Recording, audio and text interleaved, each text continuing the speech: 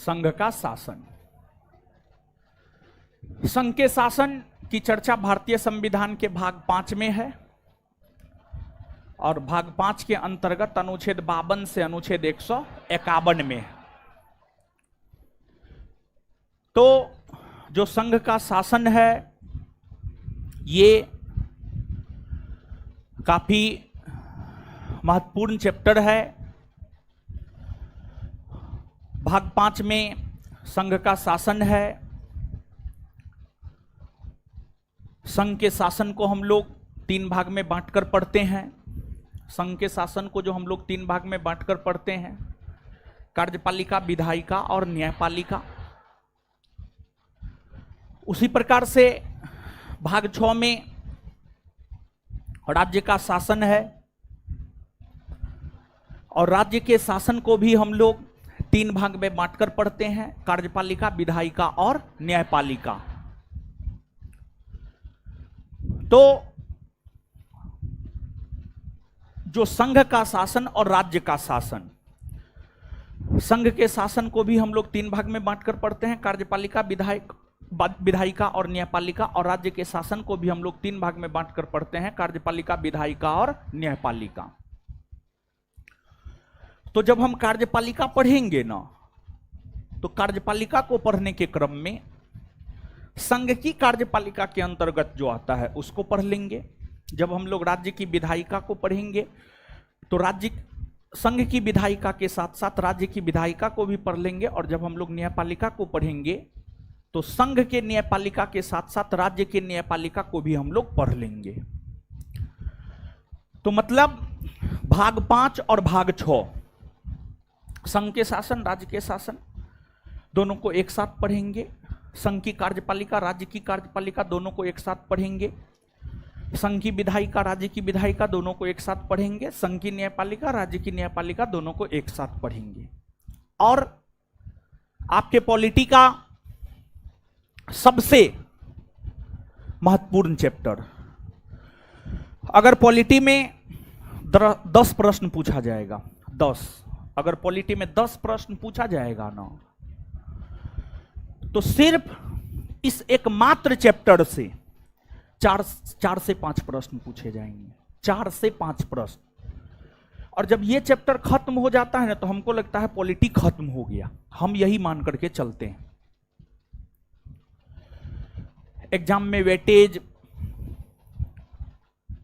के दृष्टिकोण से हम बोल रहे हैं, तो इसी वजह से पॉलिटी में इस चैप्टर को खत्म कर देते हैं। उसके बाद ज्योग्राफी के और हम लोग अग्रसर होंगे और इसका नोट हम आपको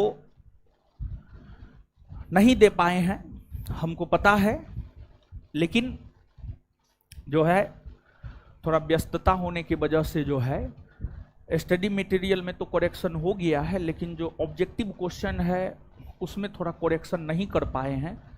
एक बार ही पढ़ पाए हैं, उसको कम से कम 3 बार पढ़ते हैं ताकि आंसर में एरर ना हो। और आप देखे होंगे कि जो ऑब्जेक्टिव में आंसर देते हैं उसमें ना के बराबर एरर होता है, 100-200 में एक्का दुक्का एरर होता है। तो एक बार ही पढ़ पाए हैं, आज रात में 2 बार उसको पढ़ेंगे और उसके बाद आज रात या आज सुबह तक में हम अपलोड कर देंगे। यहाँ से जाएंगे, फ्री होने के बाद पढ़ेंगे एक बार, फिर दोबारा पढ़ेंगे और संभवतः रात तक में ही अपलोड कर देंगे। नहीं तो कल क्लास से पहले जरूर हम आपको अपलोड कर देंगे इस चैप्टर के पीडीएफ को। तो अब पीडीएफ नहीं है, कोई दिक्कत नहीं है, हम है पढ़ाते हैं, जो पढ़ाएंगे पीडीएफ में आप कल पढ़ लीजिएगा। थोड़ा सा लेट हो गया है पीडीएफ मटेरियल बनाने में, पुराना मटेरियल तो दे नहीं रहे हैं, नया अपडेट कर रहे हैं, तो उसमें तो थोड़ा टाइम लग जा रहा है। तो शुरुआत करते हैं संघ के शासन। और संघ के शासन जिसकी चर्चा भाग 5 में और अनुच्छेद के संदर्भ में अनुच्छेद 52 से अनुच्छेद 151 में, तो इसको हम लोग अगर देखें तो इसको हम लोग 3 भाग में बांटकर पढ़ते हैं। इसको जो हम लोग 3 भाग में बांटकर पढ़ते हैं, एक होता है आपको कार्यपालिका, एग्जीक्यूटिव, कार्यपालिका। दूसरा होता है आपको विधायिका, विधायिका।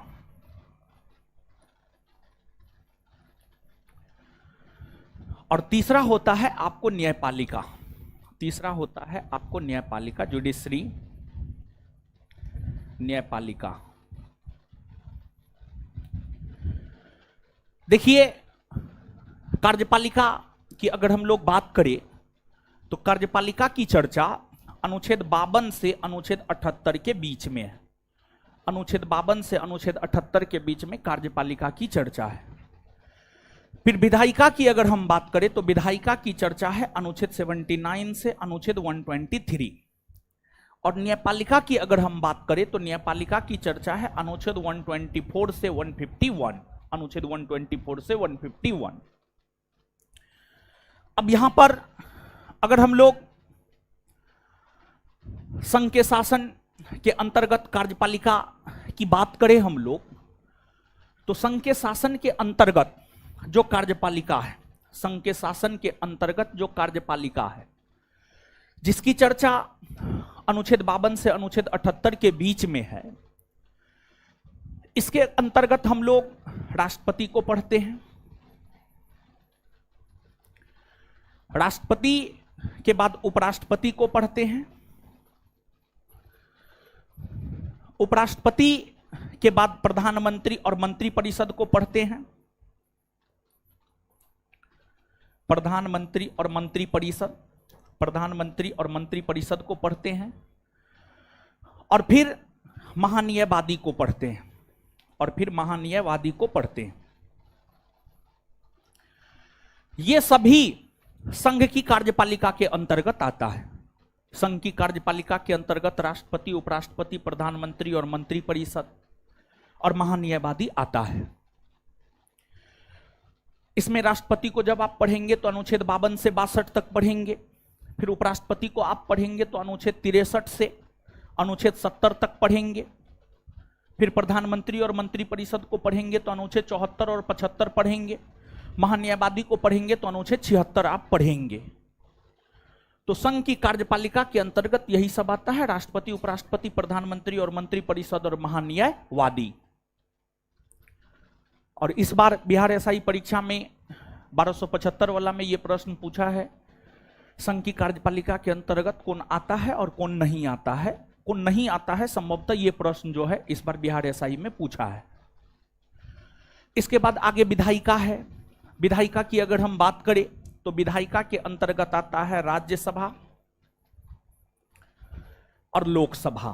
विधायिका के अंतर्गत आता है राज्यसभा और लोकसभा।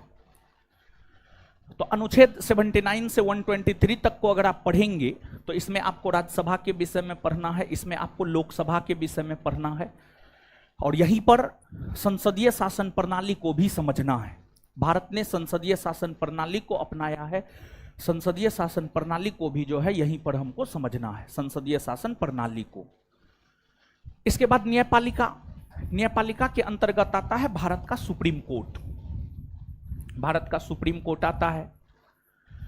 और भारत के नियंत्रक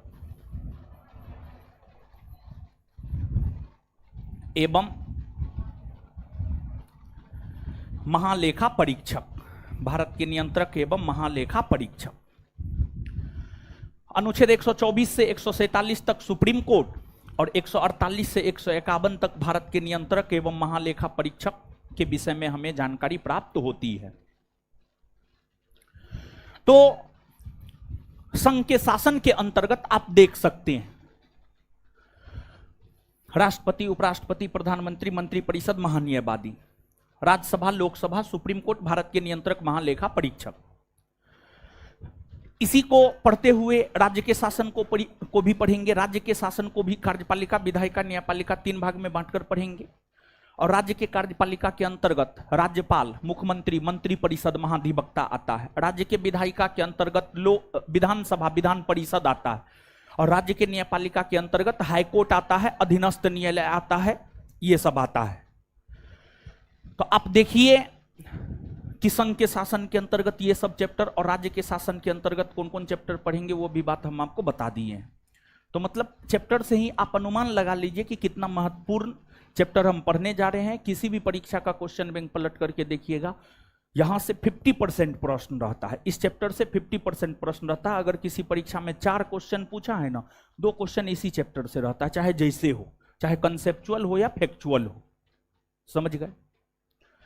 तो इसलिए जो चैप्टर आज से शुरू कर रहे हैं, बड़ा चैप्टर है, महत्वपूर्ण चैप्टर है, एग्जाम के दृष्टिकोण से भी, समझ गए।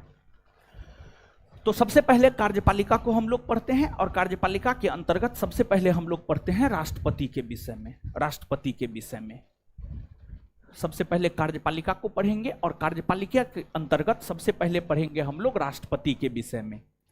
राष्ट्रपति यानी प्रेसिडेंट।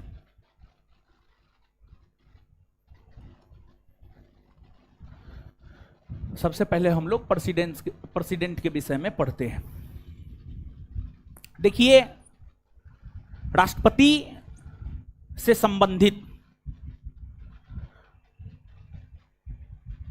जो अनुच्छेद है, मुख्य तौर पर राष्ट्रपति से संबंधित अनुच्छेद है अनुच्छेद 52 से अनुच्छेद 62। अनुच्छेद 52 से अनुच्छेद 62 राष्ट्रपति से सीधे तौर पर संबंधित है। लेकिन ऐसा नहीं है कि सिर्फ अनुच्छेद 52 से अनुच्छेद 62 ही राष्ट्रपति से संबंधित है, नहीं। अनुच्छेद 52 से अनुच्छेद 62 तो प्रत्यक्ष तौर पर राष्ट्रपति से संबंधित है। इसके अलावा भी और भी कई सारे अनुच्छेद हैं जो राष्ट्रपति से संबंधित है, जैसे अनुच्छेद 72 राष्ट्रपति के क्षमादान, जैसे अनुच्छेद 111 राष्ट्रपति के वीटो शक्ति, जैसे अनुच्छेद 123 राष्ट्रपति के अध्यादेश जारी करने की शक्ति, और भी कई सारे अनुच्छेद है जो राष्ट्रपति से संबंधित है, और भी कई सारे अनुच्छेद है जो राष्ट्रपति से संबंधित है। तो ठीक है, लेकिन सबसे पहले हम लोग अनुच्छेद 52 से अनुच्छेद 62 को समझते हैं कि अनुच्छेद 52 से अनुच्छेद 62 में क्या है। और जब आप राष्ट्रपति के कार्य अधिकार शक्ति को पढ़ेंगे, जब आप राष्ट्रपति के कार्य अधिकार शक्ति को पढ़ेंगे तो वहां पर राष्ट्रपति से संबंधित अन्य अनुच्छेदों को हम लोग पढ़ेंगे, वहां पर राष्ट्रपति से संबंधित अन्य अनुच्छेदों को हम लोग पढ़ेंगे। लेकिन सबसे पहले अनुच्छेद 52 से अनुच्छेद 62 को हम लोग पढ़ते हैं, ठीक है। तो पहला अनुच्छेद है अनुच्छेद 52। पहला अनुच्छेद है अनुच्छेद 52। अनुच्छेद 52, अनुच्छेद 52 की हम बात करें तो अनुच्छेद 52 तो यह कहता है कि भारत का एक राष्ट्रपति होगा।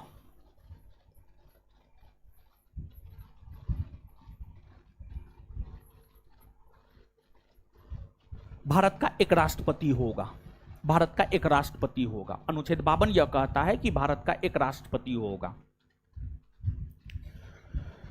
अनुच्छेद 52 जो यह कहता है कि भारत का एक राष्ट्रपति होगा,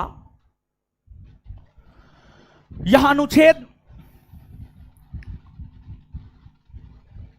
इस बात को स्पष्ट करता है कि जो राष्ट्रपति का पद है वह संवैधानिक पद है। अनुच्छेद 52 जो यह कहता है कि भारत का एक राष्ट्रपति होगा, अनुच्छेद 52 जो यह कहता है कि भारत का एक राष्ट्रपति होगा, यह अनुच्छेद इस बात को स्पष्ट करता है कि जो राष्ट्रपति का पद है यह एक संवैधानिक पद है। जो राष्ट्रपति का पद है यह एक संवैधानिक पद है, क्योंकि संविधान में स्पष्ट तौर पर इसका प्रावधान है। इसी वजह से राष्ट्रपति के पद को हम लोग संवैधानिक पद कह सकते हैं, संवैधानिक पद कह सकते हैं। और राष्ट्रपति भारत देश का सर्वोच्च संवैधानिक पद है। जो राष्ट्रपति का पद है यह भारत देश का सर्वोच्च, सबसे ऊंचा संवैधानिक पद है। इनसे ऊंचा कोई संवैधानिक पद है ही नहीं। राष्ट्रपति से ऊंचा अगर कोई संवैधानिक पद की हम बात करें तो राष्ट्रपति से ऊंचा कोई संवैधानिक पद है ही नहीं। राष्ट्रपति से ऊंचा कोई संवैधानिक पद है ही नहीं। और सर्वोच्च संवैधानिक पद है और राष्ट्रपति देश की एकता, अखंडता और संप्रभुता का प्रतीक माना जाता है। राष्ट्रपति की हम बात करें तो जो राष्ट्रपति होता है, राष्ट्रपति देश की एकता, अखंडता और संप्रभुता का प्रतीक माना जाता है। राष्ट्रपति देश की एकता, अखंडता और संप्रभुता का प्रतीक माना जाता है। राष्ट्रपति देश का सर्वोच्च संवैधानिक पद है और राष्ट्रपति देश की एकता, अखंडता और संप्रभुता को प्रभावित करता है। तो इसलिए राष्ट्रपति का पद एक दिन के लिए भी खाली ना रहे, इसलिए उपराष्ट्रपति के पद का प्रावधान किया गया है। राष्ट्रपति का पद किसी भी सिचुएशन में, किसी भी स्थिति में एक दिन के लिए भी खाली नहीं रहे, इसी वजह से उपराष्ट्रपति के पद का प्रावधान किया गया है। नहीं तो उपराष्ट्रपति का कोई खास काम और उपराष्ट्रपति के पद का कोई खास महत्व नहीं था, लेकिन उपराष्ट्रपति के पद को महत्व, उपराष्ट्रपति को राज्यसभा का सभापति बना करके उसके पद को महत्व का बना दिया गया। उपराष्ट्रपति के पद को महत्व का बना दिया गया। नहीं तो सामान्यतः जो है उपराष्ट्रपति के पद का कोई खास महत्व नहीं था। अनुच्छेद 52 के बाद अगला अनुच्छेद है अनुच्छेद 53। अनुच्छेद 52 के बाद अगर हम लोग देखें तो अगला अनुच्छेद है अनुच्छेद 53। अनुच्छेद 53 की अगर हम बात करें तो जो अनुच्छेद 53 है, अनुच्छेद 53 यह कहता है कि संघ की कार्यपालिका शक्ति,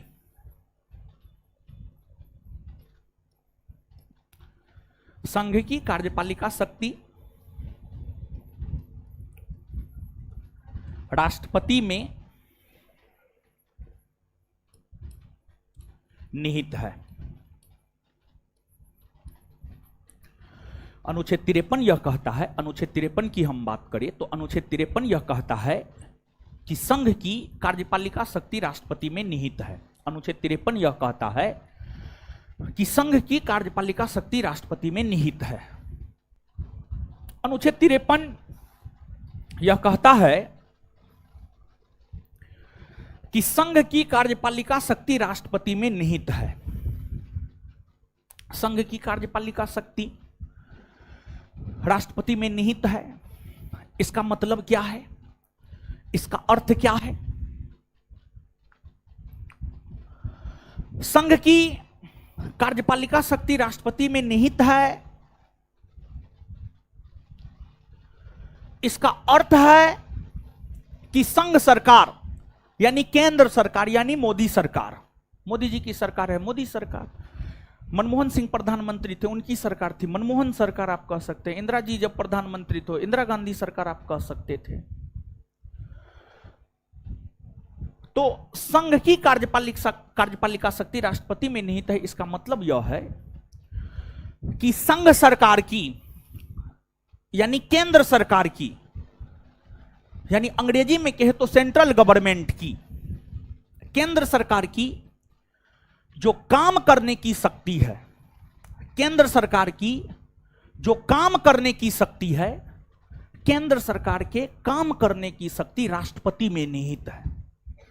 केंद्र सरकार के जो काम करने की शक्ति है, केंद्र सरकार के काम करने की शक्ति जो है राष्ट्रपति में निहित है, राष्ट्रपति में निहित है। इसको और सिंपल बनाएं, सरल बनाएं, तो इसका मतलब यह है कि केंद्र सरकार के सभी काम राष्ट्रपति के नाम से होंगे। इसका मतलब यह है कि केंद्र सरकार के सभी काम राष्ट्रपति के नाम से होंगे। अब केंद्र सरकार के सभी काम राष्ट्रपति के नाम से होंगे तो स्वाभाविक सी बात है उस काम को, अब राष्ट्रपति के नाम से काम हो रहे तो उस काम को करेगा कौन? राष्ट्रपति करेगा। अब जैसे मान लिया जाए कि यहां पर हिस्ट्री, पॉलिटी, ज्योग्राफी, करेंट हमारे नाम पे आप आते हैं तो हम पढ़ाते हैं आपको, तो अब राष्ट्रपति के नाम से काम है तो काम को करेंगे राष्ट्रपति। केंद्र सरकार का इतना व्यापक काम है कि राष्ट्रपति सब काम नहीं कर सकते हैं।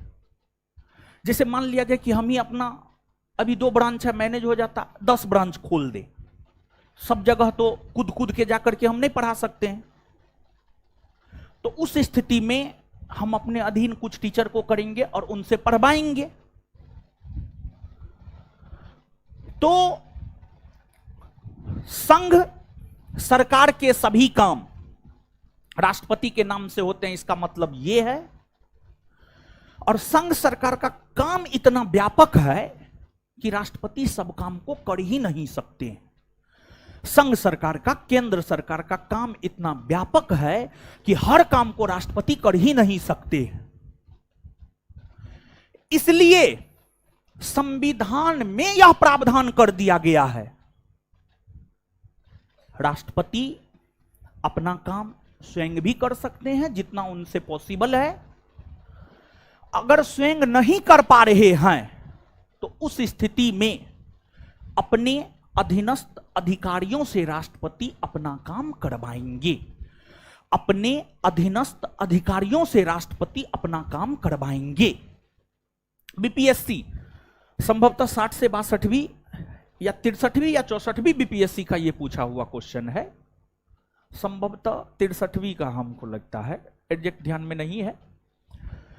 तो प्रश्न पूछा है, राष्ट्रपति अपना काम करते हैं स्वयं अपने अधीनस्थ अधिकारियों के माध्यम से, और ऑप्शन ई में था एक से अधिक या इनमें से कोई नहीं। तो इस प्रश्न का उत्तर होता एक से अधिक, क्योंकि एक ऑप्शन में स्वयं था तो राष्ट्रपति अपना काम स्वयं भी करते हैं, एक ऑप्शन में था अपने अधीनस्थ अधिकारियों से करवाते हैं, एक ऑप्शन में ये भी था। तो 5 ऑप्शन था और सबसे लास्ट ऑप्शन में था एक से अधिक या इनमें से कोई नहीं। तो इसका उत्तर हो जाता एक से अधिक। तो राष्ट्रपति अपना काम स्वयं भी करते हैं या अपने अधीनस्थ अधिकारियों के माध्यम से भी करवाते हैं। अनुच्छेद 53 के क्लाउज 1 को अगर आप पढ़ेंगे तो अनुच्छेद 53 का क्लाउज 1 इस बात को काफी स्पष्टता पूर्वक लिखता है कि राष्ट्रपति अपना काम स्वयं अथवा अपने अधीनस्थ अधिकारियों के माध्यम से करवाते हैं।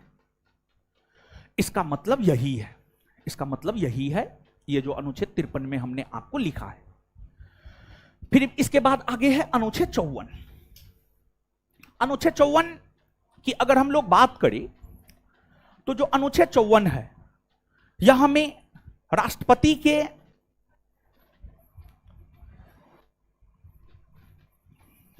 निर्वाचक मंडल,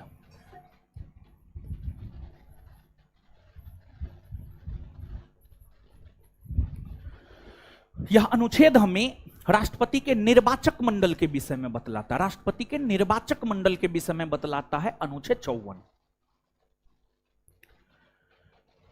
अब राष्ट्रपति का निर्वाचक मंडल देखिए, भारत के राष्ट्राध्यक्ष होते हैं राष्ट्रपति, भारत के राष्ट्राध्यक्ष होते हैं राष्ट्रपति, और भारत के राष्ट्राध्यक्ष जो राष्ट्रपति होते हैं उनका निर्वाचन होता है, उनका चुनाव होता है, उनका निर्वाचन होता है, उनका चुनाव होता है। भारत के राष्ट्राध्यक्ष राष्ट्रपति होते हैं, उनका निर्वाचन होता है, उनका चुनाव होता है। इसलिए भारत एक गणराज्य है।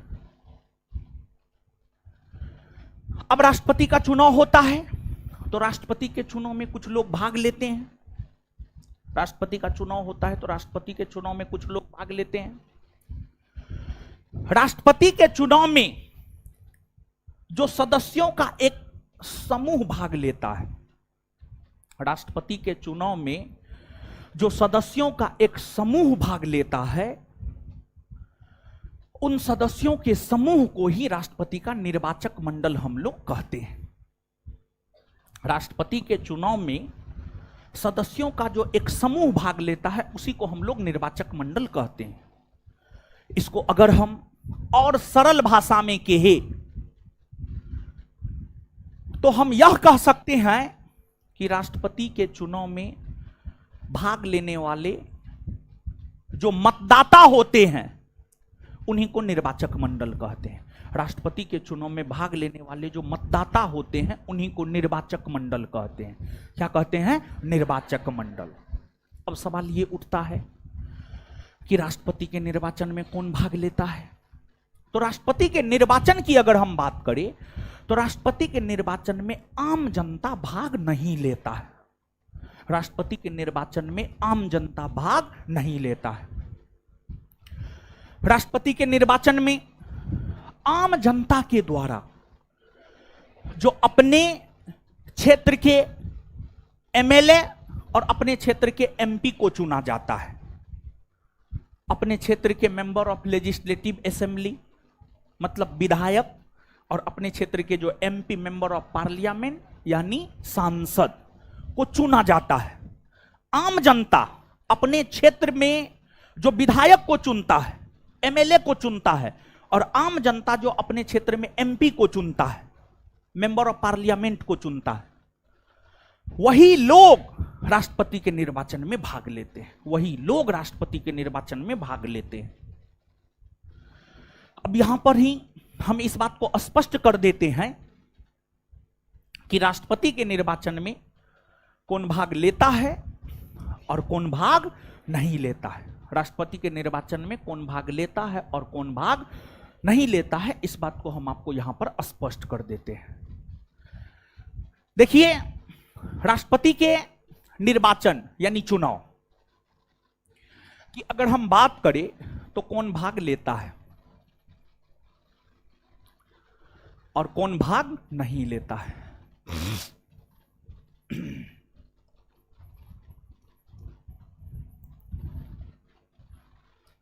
कौन भाग लेता है और कौन भाग नहीं लेता है। तो देखिए, भारत ने संसदीय शासन प्रणाली को अपनाया है। भारत की अगर आप बात करेंगे तो भारत ने संसदीय शासन प्रणाली को अपनाया है, पार्लियामेंट्री सिस्टम को अपनाया है। और पार्लियामेंट्री सिस्टम के अंतर्गत पार्लियामेंट में 2 सदनों का होना जरूरी है। और भारत में पार्लियामेंट्री सिस्टम के अंतर्गत संसद का 2 सदन है, एक है लोकसभा और एक है राज्यसभा। तो जो लोकसभा और राज्यसभा है, ये संसद के 2 सदन हैं। लोकसभा में निर्वाचित सदस्य होते हैं, मनोनीत सदस्य होते हैं। राज्यसभा में निर्वाचित सदस्य होते हैं, मनोनीत सदस्य होते हैं। तो जो लोकसभा और राज्यसभा के निर्वाचित और मनोनीत सदस्य होते हैं, उसमें से अगर देखा जाए तो लोकसभा और राज्यसभा के निर्वाचित सदस्य राष्ट्रपति के चुनाव में भाग लेते हैं। मतलब लोकसभा राज्यसभा के वैसे सदस्य जो इलेक्टेड होते हैं, जो चुनाव के माध्यम से लोकसभा और राज्यसभा के सदस्य बनते हैं, वो राष्ट्रपति के निर्वाचन में भाग लेते हैं। और जो नॉमिनेटेड होते हैं वो राष्ट्रपति के निर्वाचन में भाग नहीं लेते हैं, यानी जो मनोनीत होते हैं वो राष्ट्रपति के निर्वाचन में भाग नहीं लेते हैं। तो राष्ट्रपति के चुनाव में अगर देखा जाए तो संसद के दोनों सदनों यानी लोकसभा और राज्यसभा के निर्वाचित सदस्य भाग लेते हैं। निर्वाचित सदस्य भाग लेते हैं। संसद के दोनों सदनों के निर्वाचित सदस्य भाग लेते हैं। लोकसभा राज्यसभा के निर्वाचित सदस्य भाग लेते हैं। लोकसभा राज्यसभा के निर्वाचित सदस्य भाग लेते हैं। वही मनोनीत सदस्य की हम बात करें तो मनोनीत सदस्य भाग नहीं लेते हैं। दूसरा, सभी राज्यों के विधानसभा में भी दो प्रकार के सदस्य होते हैं, एक निर्वाचित एक मनोनीत। तो सभी राज्यों के विधानसभा के जो निर्वाचित सदस्य होते हैं वो भी राष्ट्रपति के चुनाव में भाग लेते हैं। बिहार राज्य के विधानसभा के 243 निर्वाचित सदस्य, उत्तर प्रदेश राज्य के विधानसभा के 403 निर्वाचित सदस्य, सभी राज्यों के विधानसभा के निर्वाचित सदस्य भी भाग लेते हैं। तो दूसरा, अगर आप देखेंगे राष्ट्रपति के चुनाव में, तो राष्ट्रपति के चुनाव में सभी राज्यों के विधानसभा के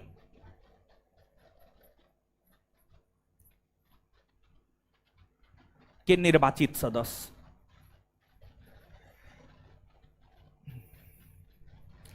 सदस्य भाग लेते हैं। इसके बाद सभी राज्यों के विधानसभा के जो मनोनीत सदस्य होते हैं वो भाग नहीं लेते हैं। तीसरी बात, भारत की अगर हम लोग बात करें तो भारत में 8 केंद्र शासित प्रदेश है। 8 केंद्र शासित प्रदेश है भारत में। और भारत में जो 8 केंद्र शासित प्रदेश है, 8 केंद्र शासित प्रदेश में से 3 केंद्र शासित प्रदेश ऐसे हैं जहां विधानसभा है। दिल्ली, पुडुचेरी, जम्मू कश्मीर।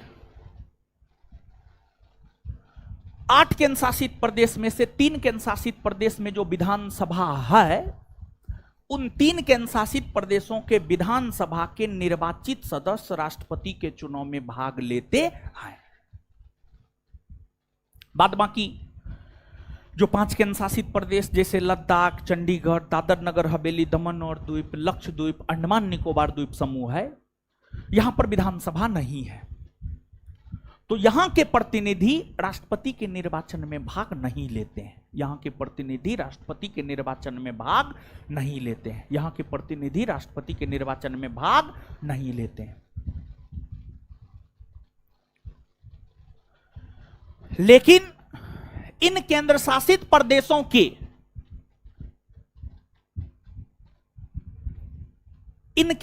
प्रदेशों के जो लोकसभा के चुने हुए प्रतिनिधि होते हैं वो पार्टिसिपेट करते हैं। जैसे अंडमान निकोबार द्वीप समूह में का कोई एमपी है तो वो पार्टिसिपेट करेगा, समझ गए। तो एक चीज यहां पर और भाग लेते हैं, मैं आपको जोड़ना होगा कि दिल्ली, पुडुचेरी, जम्मू और कश्मीर के विधानसभा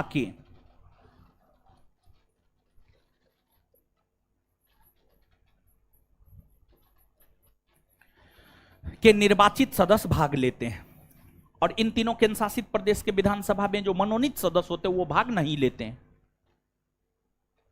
बस इतने ही लोग भाग लेते हैं, इसके अलावा राष्ट्रपति के निर्वाचन में कोई भी भाग नहीं लेता है। तो राष्ट्रपति के निर्वाचन में कौन कौन भाग लेता है? तो राष्ट्रपति के निर्वाचन में संसद के दोनों सदनों के निर्वाचित सदस्य भाग लेते हैं। राष्ट्रपति के निर्वाचन में सभी राज्यों के विधानसभा के निर्वाचित सदस्य भाग लेते हैं। राष्ट्रपति के निर्वाचन में दिल्ली, पुडुचेरी, जम्मू कश्मीर के अनुशासित प्रदेश के विधानसभा के निर्वाचित सदस्य भाग लेते हैं। ये सब लोग राष्ट्रपति के निर्वाचन में भाग लेते हैं। अब कौन भाग नहीं लेते हैं? तो पहला तो संसद के दोनों सदनों के मनोनीत सदस्य भाग नहीं लेते हैं। सभी राज्यों के विधानसभा के मनोनीत सदस्य भाग नहीं लेते हैं। दिल्ली, पुडुचेरी, जम्मू कश्मीर विधानसभा के मनोनीत सदस्य भाग नहीं लेते हैं। इसके अलावे अगर आप बात करेंगे विधान परिषद की, विधान परिषद के कोई भी सदस्य भाग लेते ही नहीं है, चाहे वह निर्वाचित सदस्य हो या चाहे मनोनीत सदस्य हो। विधान परिषद के कोई भी सदस्य राष्ट्रपति के निर्वाचन में भाग लेते ही नहीं है, चाहे वह निर्वाचित सदस्य हो चाहे वो मनोनीत सदस्य हो। अब सवाल यह उठता है कि विधान परिषद के कोई भी सदस्य भाग क्यों नहीं लेते हैं?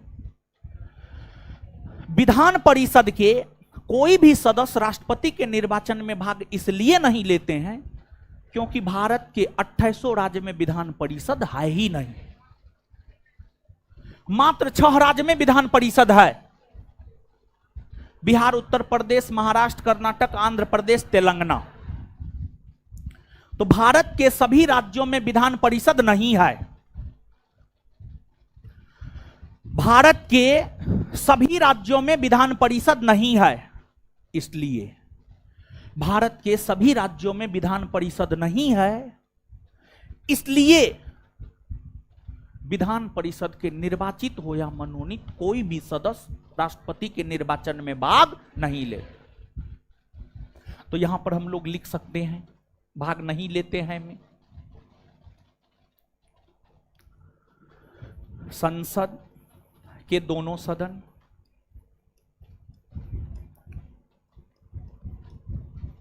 यानी लोकसभा और राज्यसभा के मनोनीत सदस्य भाग नहीं लेता है। सभी राज्यों के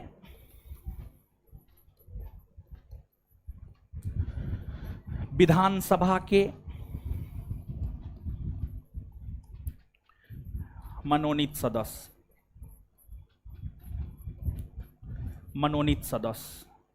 फिर इसके बाद दिल्ली, पुडुचेरी, जम्मू कश्मीर के विधानसभा के मनोनीत सदस्य,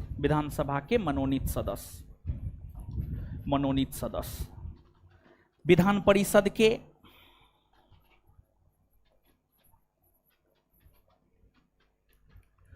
निर्वाचित और मनोनीत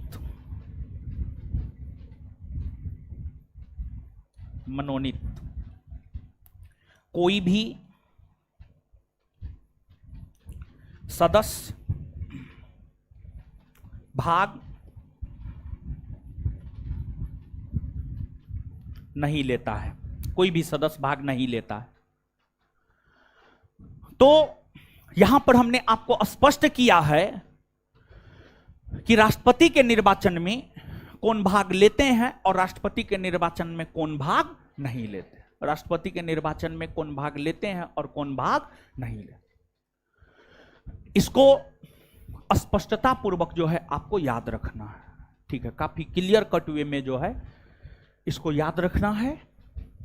आइए अब एक बार इतना चीजों को हम लोग याद कर लेते हैं, ठीक है, और इसके बाद जो है पुनः हम लोग आगे बढ़ेंगे।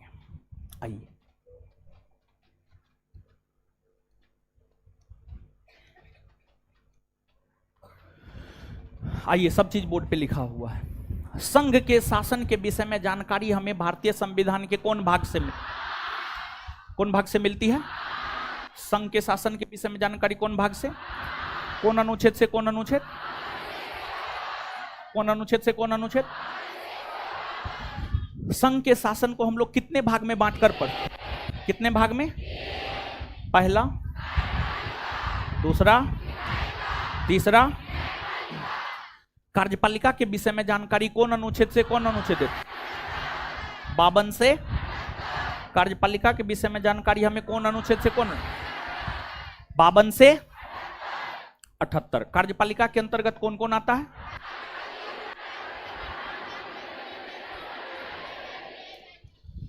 कार्यपालिका के अंतर्गत कौन कौन आता है?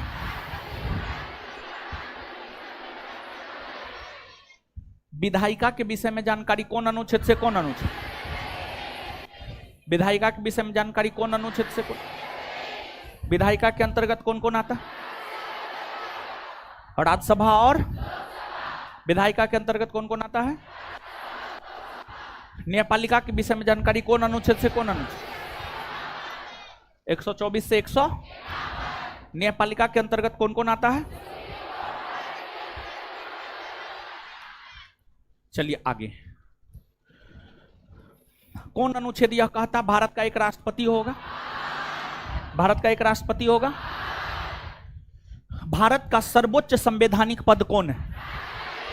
भारत का सर्वोच्च संवैधानिक पद, भारत का सर्वोच्च संवैधानिक पद भारत की एकता, अखंडता और संप्रभुता का प्रतीक कौन माना जाता है? कौन अनुच्छेद कहता है भारत का एक राष्ट्रपति होगा? कौन अनुच्छेद कहता है? राष्ट्रपति का पद संवैधानिक है या नहीं? संवैधानिक है ना।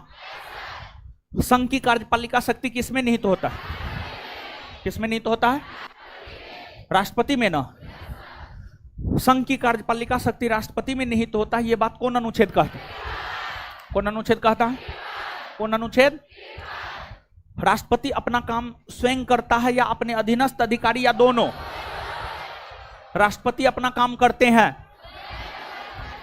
स्वयं और अपने अधीनस्थ अधिकारियों के माध्यम से। राष्ट्रपति अपना काम करते हैं और राष्ट्रपति अपना काम स्वयं और अपने अधीनस्थ अधिकारियों के माध्यम से करवाते हैं। यह बात हमें अनुच्छेद 53 का क्लाउज 1 बतलाता है। समझ गए? राष्ट्रपति अपना काम स्वयं अथवा अपने अधीनस्थ अधिकारियों के माध्यम से करवाता है। यह जानकारी कौन देता है? कौन देता है? राष्ट्रपति के निर्वाचक मंडल के विषय में जानकारी कौन अनुच्छेद है? कौन अनुच्छेद देता है? राष्ट्रपति के निर्वाचक मंडल के विषय में जानकारी कौन अनुच्छेद देता है? राष्ट्रपति के निर्वाचन में कौन कौन भाग लेता है? उसमें पहला कौन है? संसद के दो सदनों के। दूसरा, तीसरा,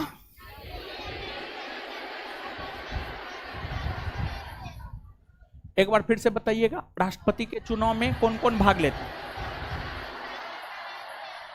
दूसरा, तीसरा, चलिए आगे। राष्ट्रपति के चुनाव में कौन कौन भाग नहीं लेता? पहला, दूसरा, तीसरा, चौथा, एक बात बताइए, विधान परिषद के निर्वाचित या मनोनीत कोई भी सदस्य भाग क्यों नहीं लेते? क्योंकि भारत के सभी राज्यों में विधान परिषद विधान परिषद के कोई भी सदस्य राष्ट्रपति के निर्वाचन में क्यों भाग नहीं लेते हैं? क्योंकि सभी राज्यों में विधान परिषद। क्लियर है ये बात? अब आगे बढ़ते हैं। इसको जो है ना, भाग लेता है और भाग नहीं लेता है, इसको थोड़ा देखिए तो एक बार फिर से। इसको बोर्ड पे देखिए तो सब लोग, दिमाग में इस चीज को हटाइए तो 1 मिनट के लिए, 1 मिनट के लिए दिमाग में हटाइए। पढ़िए, बोर्ड देखिए, बोर्ड देखिए सब लोग, बोर्ड देखिए और दिमाग में हटाने का प्रयास कीजिए तो इसको।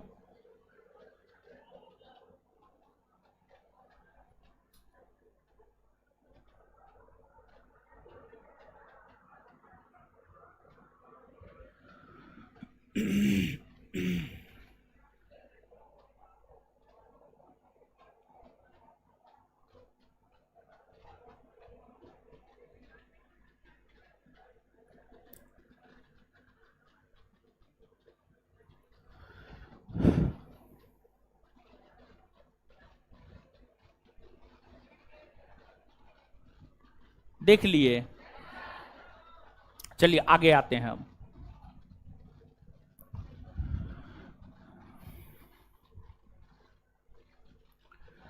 इसके बाद अगला अनुच्छेद है अनुच्छेद 55।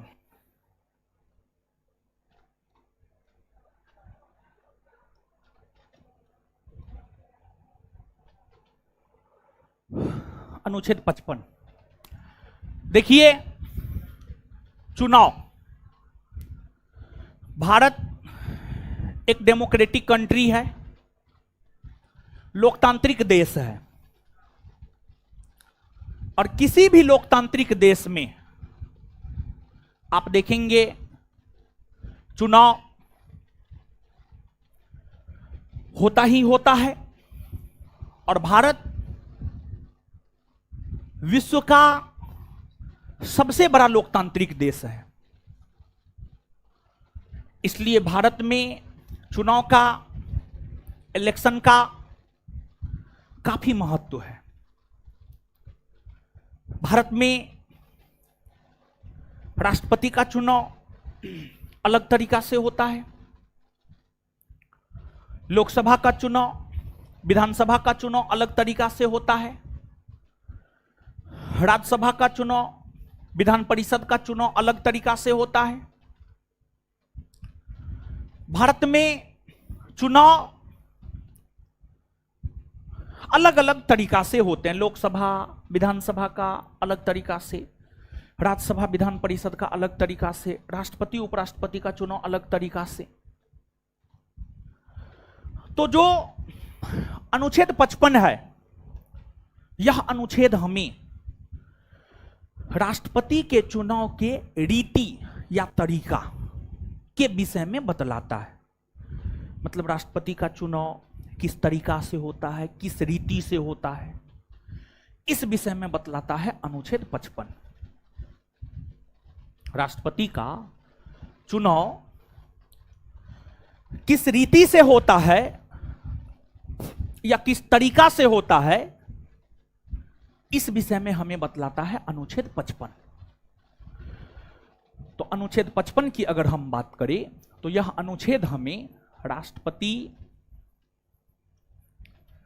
के चुनाव के रीति या तरीका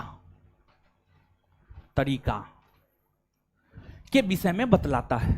अनुच्छेद 55 हमें राष्ट्रपति के चुनाव के रीति या तरीका के विषय में बतलाता है। मतलब राष्ट्रपति के चुनाव कैसे होते हैं, इस विषय में बतलाता है। जैसे हिंदू धर्म में विवाह का अलग पद्धति है, इस्लाम धर्म में विवाह का अलग पद्धति है, वैसे राष्ट्रपति के चुनाव का अलग पद्धति है, लोकसभा के चुनाव का अलग पद्धति है। तो राष्ट्रपति के चुनाव पद्धति, राष्ट्रपति के चुनाव के तरीका, रीति के विषय में बतलाता है अनुच्छेद 55। और राष्ट्रपति का चुनाव अप्रत्यक्ष होता है और राष्ट्रपति का चुनाव अनुपातिक प्रतिनिधित्व के आधार पर, राष्ट्रपति के चुनाव की रीति या जो तरीका है वह है अनुपातिक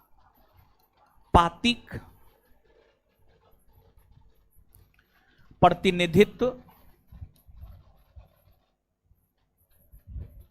के आधार पर एकल संक्रमणीय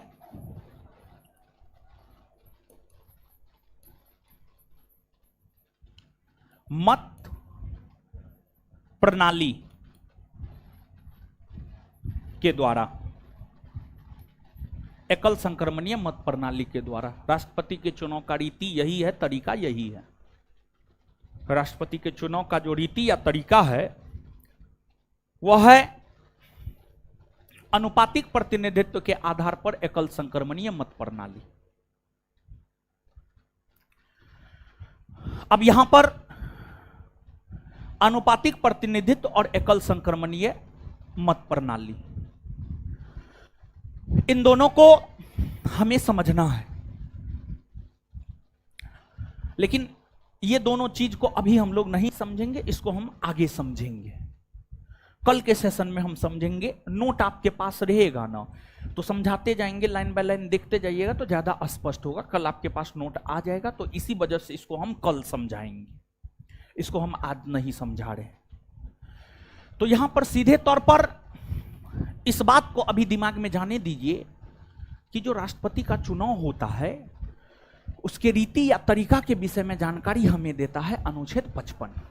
जो राष्ट्रपति का चुनाव होता है या जो राष्ट्रपति का रीति होता है या जो राष्ट्रपति के चुनाव का तरीका है, उस विषय में जानकारी अनुच्छेद 55 देता है। और अनुच्छेद 55 यह कहता है राष्ट्रपति का चुनाव अनुपातिक प्रतिनिधित्व के आधार पर एकल संक्रमणीय मत प्रणाली के द्वारा होता है। अनुच्छेद 55 ही हमें इस बात की जानकारी देता है। अनुच्छेद 55 के बाद अगला है अनुच्छेद 56। अनुच्छेद 55 के बाद अगर हम लोग देखें तो अगला है आपको अनुच्छेद 56। अनुच्छेद 56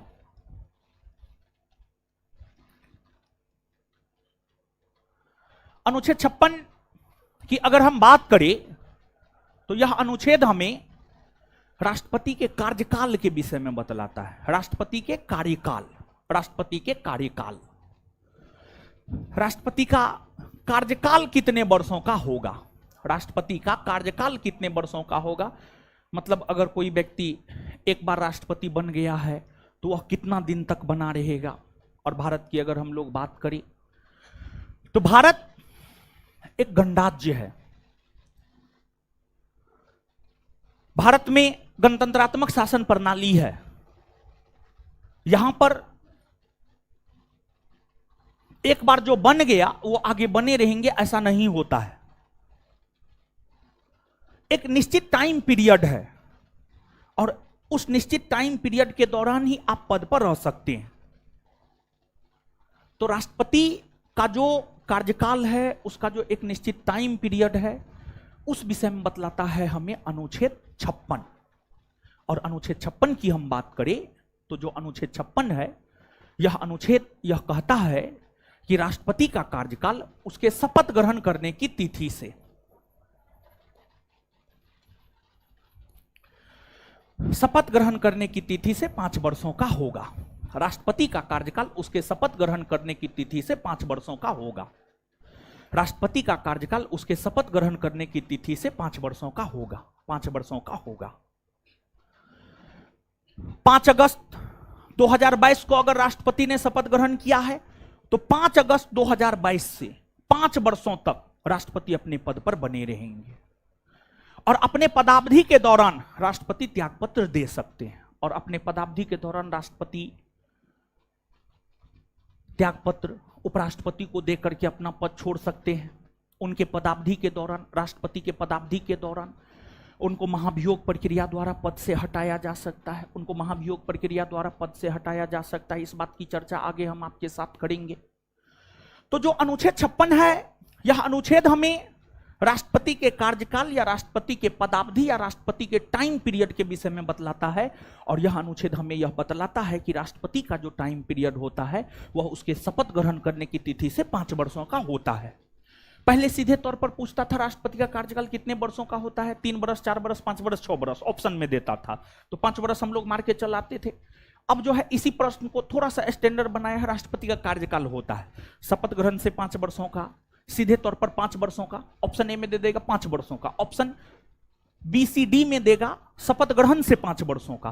तो अगर 5 वर्ष रहे और शपथ ग्रहण से 5 वर्ष रहे तो इसका ऑथेंटिक आंसर हो जाएगा शपथ ग्रहण से 5 वर्ष, शपथ ग्रहण से 5 वर्ष। तो देखना है, हर ऑप्शन को पढ़ना है, समझना है, सुनना है और तब जाकर के आंसर जो है टिक करना है आपको। समझ गए? इसके बाद अगला अनुच्छेद है अनुच्छेद 57। अनुच्छेद 57 की अगर हम लोग बात करें तो जो अनुच्छेद 57 है यह अनुच्छेद हमें राष्ट्रपति के पुनर्निर्वाचन,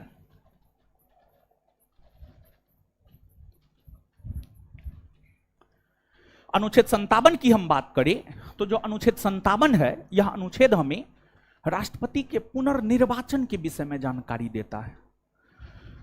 मतलब अगर कोई व्यक्ति एक बार राष्ट्रपति बन गया है तो दोबारा वो राष्ट्रपति बन सकता है या नहीं बन सकता है,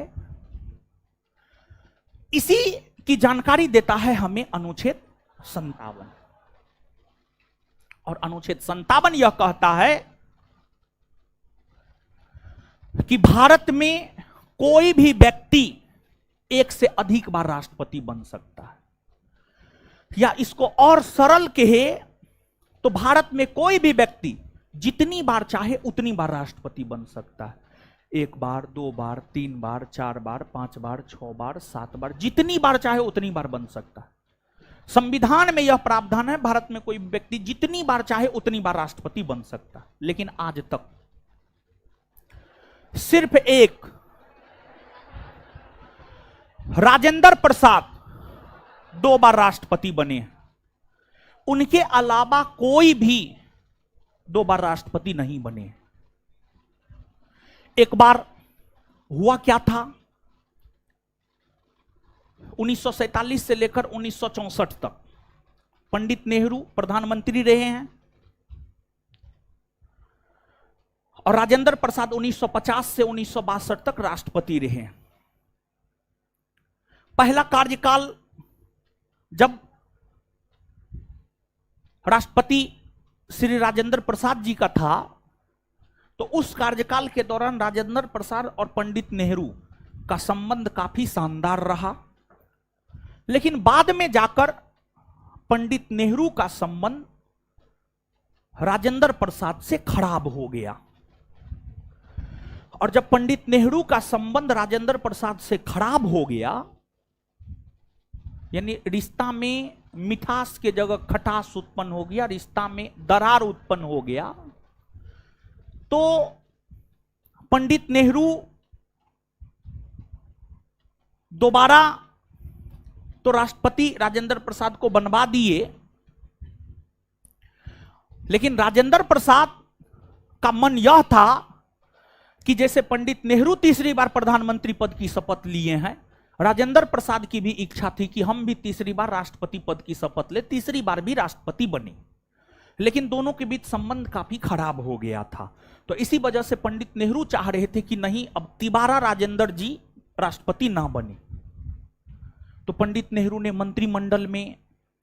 मंत्रिमंडल की बैठक में यह बात उठाया कि क्यों ना अनुच्छेद 57 में संशोधन करके यह प्रावधान कर दे कि भारत में कोई भी व्यक्ति 2 बार ही राष्ट्रपति बन सकता है, 2 बार से ज्यादा नहीं बन सकता है।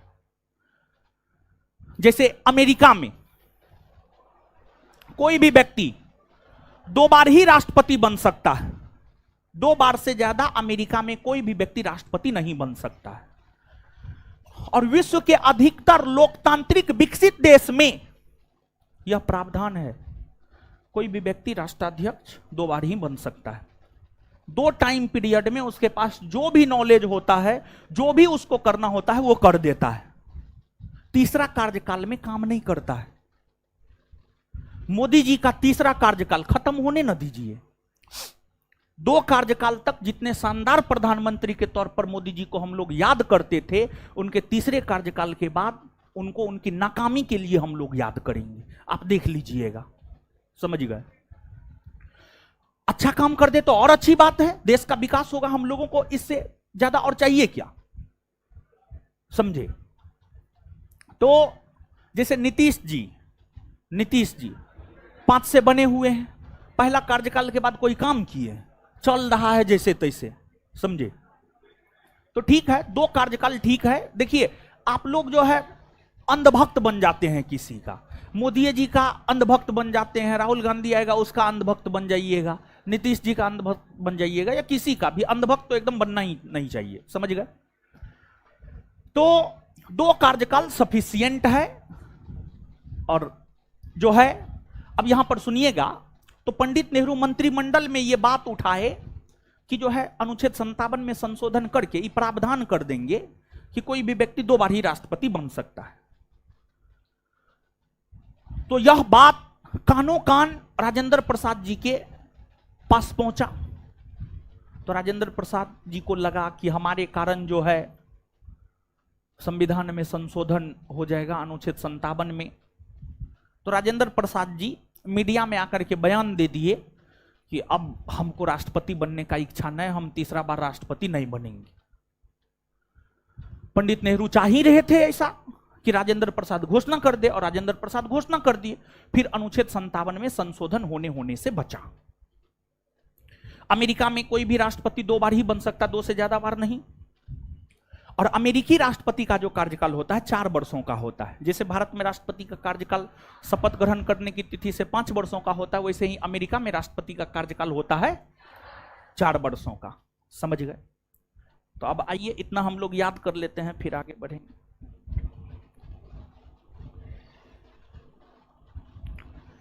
हाँ, नवनीत जी, राष्ट्रपति के निर्वाचन में मुख्यमंत्री भाग लेता है या नहीं? सुनिए, अच्छा प्रश्न है, और अभी जो पढ़ाएं उससे रिलेटेड प्रश्न है, इसलिए बता देते हैं। देखिए, राष्ट्रपति के निर्वाचन में मुख्यमंत्री भाग ले भी सकता है और नहीं भी ले सकता है।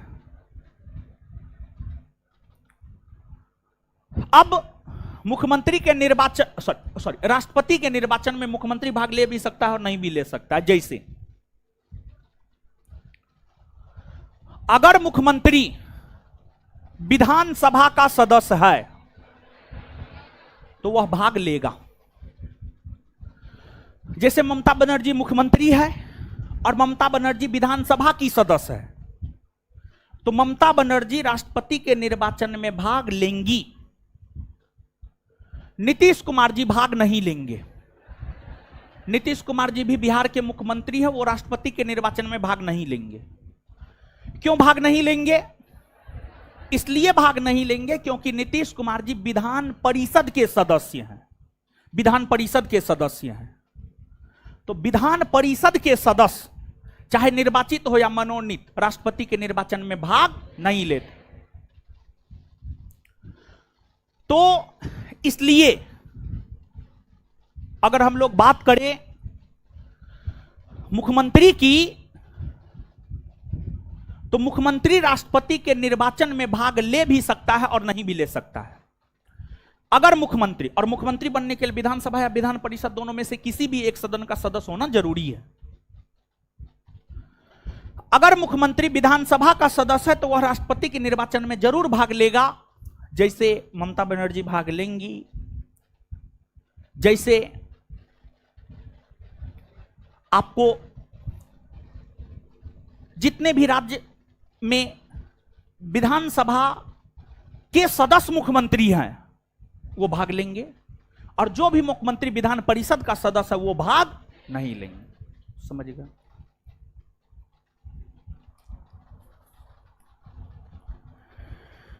राष्ट्रपति का अगर कार्यकाल मृत्यु हो जाए तो राष्ट्रपति बनने के लिए बचे कार्यकाल के आएंगे या फिर से शपथ ग्रहण करेंगे। आगे बताएंगे, काहे अकबका रहे हैं, आगे अनुच्छेद 62 में आएंगे तो बताएंगे।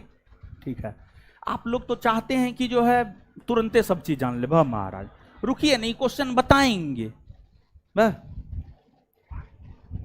अभी पूरा पढ़ा दिए हैं, जो क्वेश्चन भेजना शुरू कर दिए हैं। ठीक है, वो वाला सवाल निर्वाचन में कौन भाग लेगा नहीं लेगा वो तो हो गया था, तो एक कंफ्यूजन था तो हम आपको बता दिए हैं। ठीक है, आगे पढ़ाएंगे, अनुच्छेद 62 में ही पूरा बताएंगे। अभी बता कर ये क्या फायदा, आगे तो हम जा ही रहे हैं अनुच्छेद 62 की ओर। ये जिसका क्वेश्चन था अनुच्छेद 62 में आपका क्लियर हो जाएगा, थोड़ा देर वेट कीजिए, समझे। तो पहले पढ़ाने दीजिए तब क्वेश्चन दीजिएगा। ठीक है, तो आइए यहां तक पहले याद कर लेते फिर आगे बढ़ेंगे। ठीक है,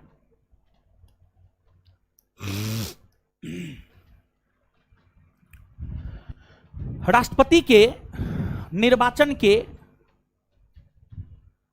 रीति या तरीका के विषय में जानकारी कौन अनुच्छेद है? राष्ट्रपति के चुनाव के रीति या तरीका के विषय में जानकारी कौन अनुच्छेद देता? कौन अनुच्छेद देता है? अनुच्छेद। राष्ट्रपति का चुनाव किस रीति या तरीका से होता है?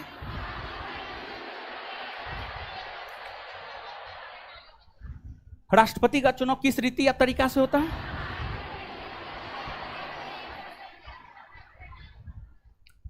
कौन अनुच्छेद हमें राष्ट्रपति के कार्यकाल के विषय में जानकारी देता? कौन अनुच्छेद हमें राष्ट्रपति के कार्यकाल के विषय में जानकारी? अनुच्छेद। राष्ट्रपति का कार्यकाल कितने वर्षों का हो? कब से 5 वर्ष? शपथ ग्रहण से। शपथ ग्रहण से। राष्ट्रपति के पुनर्निर्वाचन के विषय में जानकारी कौन अनुच्छेद देता है? कौन अनुच्छेद देता है? भारत में कोई भी व्यक्ति कितनी बार राष्ट्रपति बन सकता? जितनी बार चाहे, जितनी बार चाहे या अनेकों बार? जितनी बार चाहे उतने बार या। इसके बाद आगे बतलाइएगा कि अमेरिका में कोई व्यक्ति कितनी बार राष्ट्रपति बन? कितनी बार? 2 बार ना। अमेरिका के राष्ट्रपति का कार्यकाल कितने वर्षों का? कितने वर्षों का हो? 4 वर्ष ना। चलिए ठीक।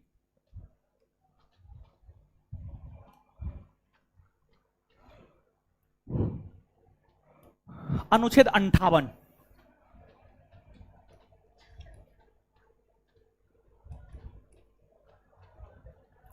अनुच्छेद 58। देखिए अनुच्छेद 58 की अगर हम लोग बात करें तो यह अनुच्छेद हमें राष्ट्रपति बनने की योग्यता,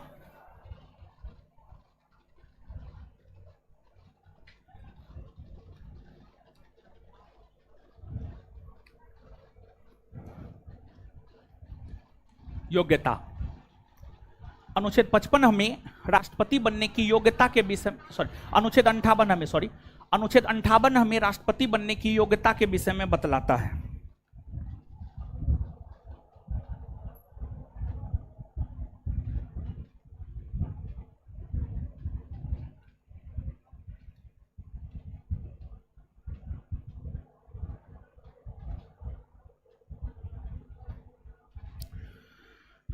देखिए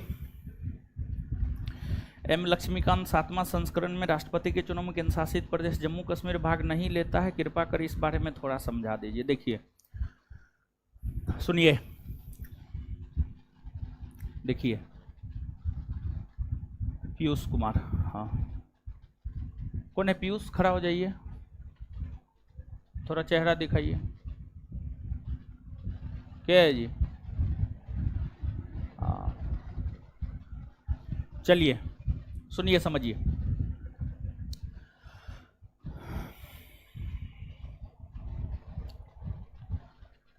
जम्मू कश्मीर को लेकर इनका सवाल है। एक बात बताइए, जम्मू कश्मीर पुनर्गठन विधेयक 2019 अगस्त 2019 में आया, संसद ने उसे अगस्त 2019 में ही पारित कर दिया। लोकसभा ने, सॉरी पहले राज्यसभा ने 5 अगस्त 2019, लोकसभा ने 6 अगस्त 2019 और राष्ट्रपति ने 9 अगस्त 2019 जम्मू कश्मीर पुनर्गठन विधेयक 2019 को पारित कर दिया। और जम्मू कश्मीर पुनर्गठन विधेयक 2019 में यह बात स्पष्ट किया गया है कि इस विधेयक के तहत जम्मू कश्मीर से राज्य का दर्जा छीना जा रहा है और जम्मू कश्मीर को 2 केंद्र शासित प्रदेश जम्मू कश्मीर और लद्दाख में बांटा जा रहा है, जिसमें जम्मू कश्मीर केंद्र शासित प्रदेश में विधानसभा होगा और लद्दाख में विधानसभा नहीं होगा।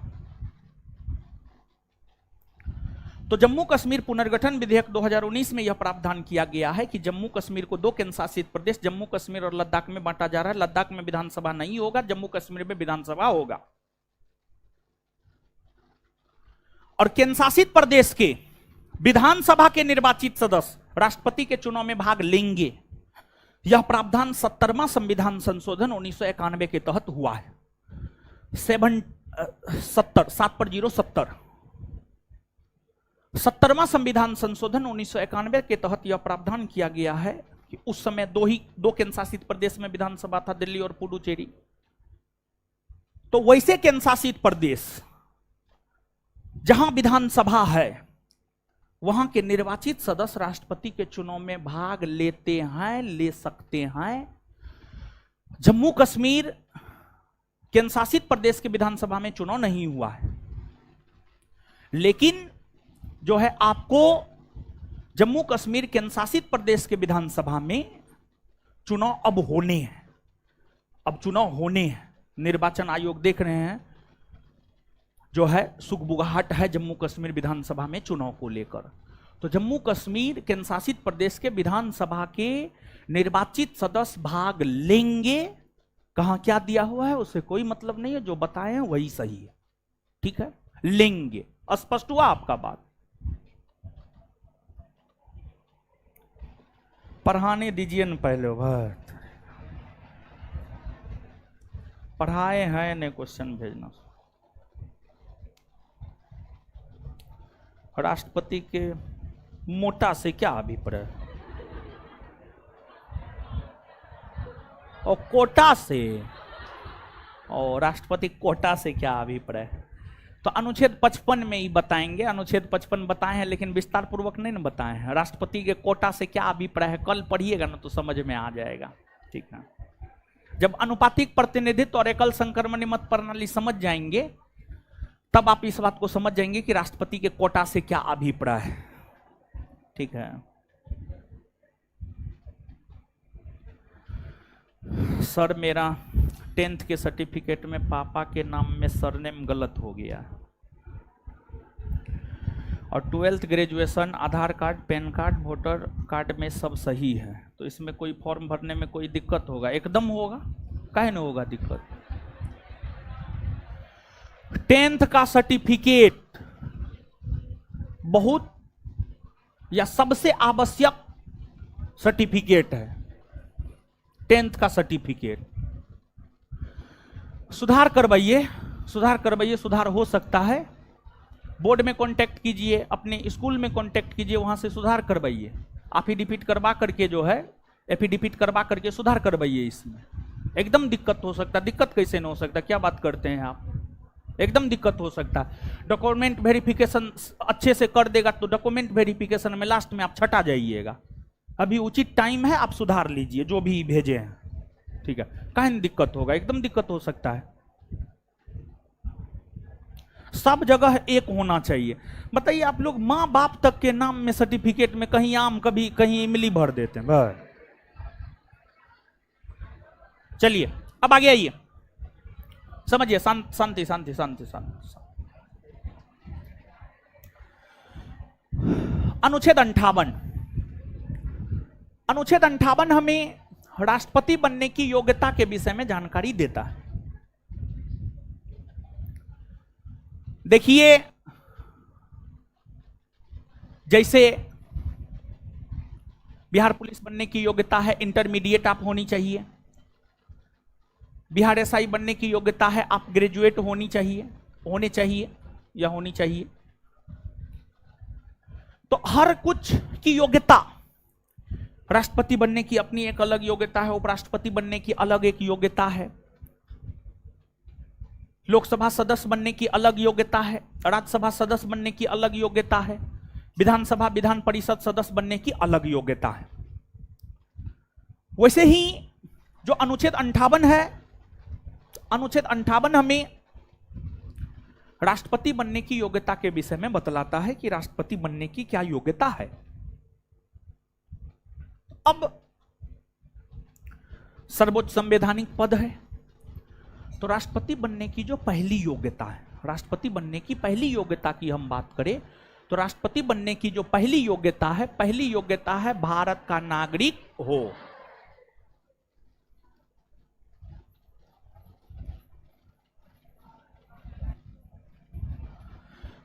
पहली योग्यता है भारत का नागरिक हो, भारत का नागरिक हो।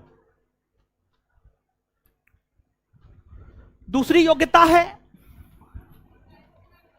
उम्र कम से कम 35 वर्ष हो, कम से कम 35 वर्ष, इससे कम नहीं। अधिक से अधिक 60, 70, 75, 80, 90, 95, 100, 120, 150 कुछ भी हो सकता है। तो अधिक से अधिक उम्र का कोई जिक्र नहीं है, अधिक से अधिक उम्र का कोई जिक्र नहीं है। कम से कम उम्र हो 35 वर्ष। अगला, लाभ के पद पर ना हो,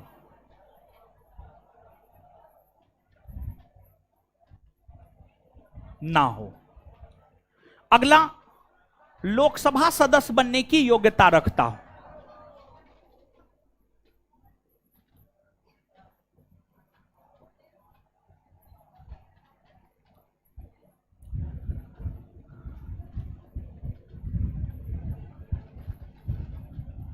लोकसभा सदस्य बनने की योग्यता रखता हो।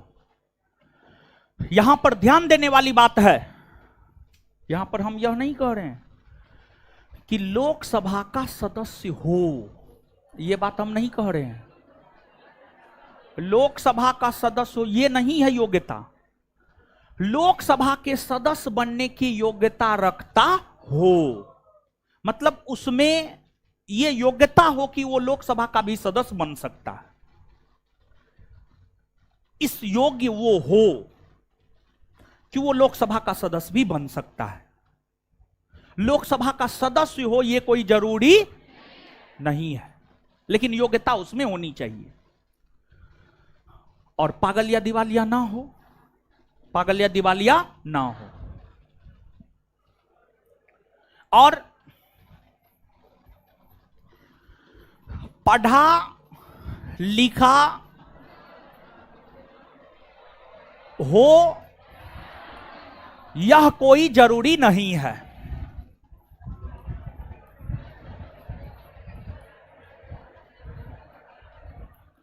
यह कोई जरूरी नहीं है, अर्थात पढ़ा लिखा नहीं हो, नहीं हो। पढ़ा लिखा हो यह कोई जरूरी नहीं है। बताइए, मतलब सबसे बड़ा संवैधानिक पद है और उसके लिए पढ़ा लिखा हो कोई जरूरी, ये तो नाइंसाफी है। तो यहां पर जो है अब होना चाहिए कि पढ़ा लिखा और अच्छे पढ़े लिखे हो, समझ गए, जिनको अर्थव्यवस्था, प्रशासन, राजनीतिक व्यवस्था, सब चीज की जानकारी हो, वित्तीय जानकारी हो, हर चीज की जानकारी हो। ऐसा होना चाहिए, क्या नहीं होना चाहिए? समझे? तो पढ़ा लिखा हो यह कोई जरूरी नहीं। इतना योग्यता रख करके आप राष्ट्रपति का चुनाव लड़ सकते हैं, लेकिन इसके बाद भी और भी कुछ जरूरी है। इसके बाद और भी क्या कुछ जरूरी है?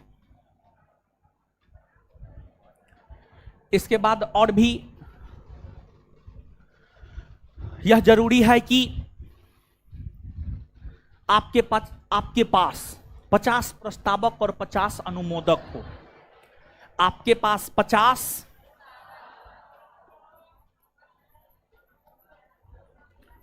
और 50 अनुमोदक हो,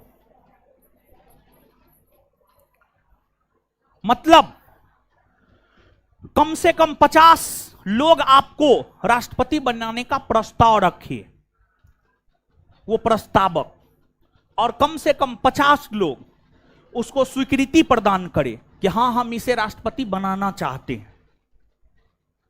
मतलब जैसे मान लिया जाए कि ये लड़की है, ये कह रही है कि हम प्रस्ताव रखते हैं कि हम इसको राष्ट्रपति बनाना चाहते हैं, प्रस्तावक हो गई, और ये कह रही है हम इसको स्वीकृति देते हैं, ये अनुमोदक हो गई। समझ गए? जो प्रस्ताव रखता है प्रस्तावक, जो स्वीकृति देता है अनुमोदक। लेकिन यहां पर ध्यान देने वाली बात यह है, प्रस्तावक और अनुमोदक कोई ऐसे ही नहीं बन सकता है। प्रस्तावक और अनुमोदक वही बन सकता है जो राष्ट्रपति के निर्वाचन में मतदान करता है। मतलब राष्ट्रपति के निर्वाचक मंडल के जो सदस्य होते हैं वही प्रस्तावक और अनुमोदक बन सकता है। राष्ट्रपति के निर्वाचक मंडल के जो सदस्य होते हैं वही प्रस्तावक और अनुमोदक बन सकता है। मतलब राष्ट्रपति के चुनाव में जो भाग लेता है, सभी राज्यों के विधानसभा के निर्वाचित सदस्य, लोकसभा, राज्यसभा के निर्वाचित सदस्य, तो प्रस्तावक और अनुमोदक वही बन सकता है जो राष्ट्रपति के निर्वाचन में भाग लेता है। दूसरी बात, जो प्रस्तावक बनेगा वो अनुमोदक नहीं, जो अनुमोदक बनेगा वो प्रस्तावक नहीं। मतलब प्रस्तावक अलग होगा और अनुमोदक, प्रस्तावक अलग होगा और अनुमोदक। समझ गए बात? तो 50 प्रस्तावक और 50 अनुमोदक भी होना चाहिए। इसके बाद आपके पास कम से कम 15,000 रुपया भी होना चाहिए। जब आप राष्ट्रपति का चुनाव लड़ते हैं तो कुछ राशि आरबीआई में या भारत सरकार के सरकारी खजाना में, आरबीआई में, रिजर्व बैंक ऑफ इंडिया में या भारत सरकार के सरकारी खजाना में आपको जमा करना होता है 15,000 राशि, और वो होता है जमानत की राशि। वो होता है आपको जमानत की राशि, जमानत की राशि। और जमानत की राशि होता है 15,000। 15,000। और अगर कोई उम्मीदवार है, बात क्या कर रहे हैं, समझा रहे हैं, समझिए आराम से, अकबकाने का है लगते हैं। अगर कोई उम्मीदवार राष्ट्रपति के चुनाव में भाग ले रहा है तो उसे 15,000 रुपया जमानत की राशि के तौर पर जमा करना होता है। 15,000 रुपया जमानत की राशि के तौर पर जमा करना होता है। चुनाव में मतदान होता है, मतदान के बाद मतगणना होती है। मतगणना में यह देखा जाता है कि उम्मीदवार ने कुल पड़े वैलिड मतों का, वैध मतों का 1/6 भाग हासिल किया है या नहीं किया है। अगर कोई उम्मीदवार कुल पड़े वैध मतों का 1/6 भाग हासिल नहीं करता है तो उसकी राशि जब्त कर ली जाती है और इसी को कहा जाता है जमानत की राशि जब्त हो गई। इसी को कहा जाता है जमानत की राशि जब्त हो गई। और अगर कोई उम्मीदवार कुल पड़े वैध मतों का 1/6 भाग हासिल कर लिया और चुनाव हार भी गया तो उसकी राशि वापस लौटा दी जाती है, मतलब उसका इज्जत बच जाता है। और वार्ड पार्षद से लेकर के राष्ट्रपति के चुनाव तक में जमानत की राशि निर्धारित है। और वार्ड पार्षद से लेकर के राष्ट्रपति के चुनाव तक में कुल पड़े वैध मतों का 1/6 भाग हासिल करना जरूरी है। अगर नहीं करते हैं तो आपकी राशि जब्त कर ली जाती है और उसी को कहा जाता है जमानत की राशि भी जब्त हो गई। बात समझे? यह सब है राष्ट्रपति बनने की योग्यता। तो एक बार जो है इसको देखिए, फिर हम आपको याद करवाएंगे। पूरा बोर्ड पे जो है एक जगह हम सब चीज को कर देते हैं। इसको देखिए, और छोटा करना पड़ेगा। अब इतना ना छोटा हो जाए कि आपको दिखाइए ना दे रहा है दिखाई। इसको देखिए, देख लिए सब लोग। तो राष्ट्रपति बनने के लिए उम्र कम से कम कितना बरस? कितना बरस? कौन सदस्य के सदस्य बनने की योग्यता होने? कौन सदस्य? कितने प्रस्तावक, कितने अनुमोदक? जमानत की राशि कुल पड़े वैध मतों का कितना? 1/, चलिए ठीक।